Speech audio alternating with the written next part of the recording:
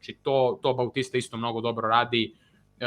Dobio je mnogo hejta posle meča sa Joseom Aldom, jer Alda ljudi smatraju, mislim, realno jeste jedan najbolji borac ikada i nema šta, svi ga volimo, ali realno gledano ja volim pobede, volim ljude koji imaju pobedničke mentalitete i volim ljude koji rade za pobedu sve.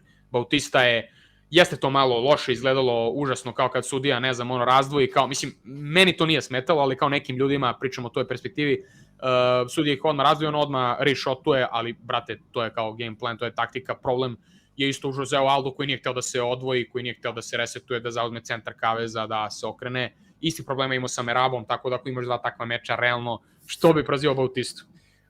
Da ne dužim više, da imam još da pričam, ali daću tebi reći pa ćemo se vratiti i malo ćemo diskutovati. Jasno. Da, odmah da se nadovežem na ovo, dakle, apsolutno se slažem sa svime, svaka čast na analizi, imam samo stavim tačku i slažem se apsolutno sa svime što si rekao,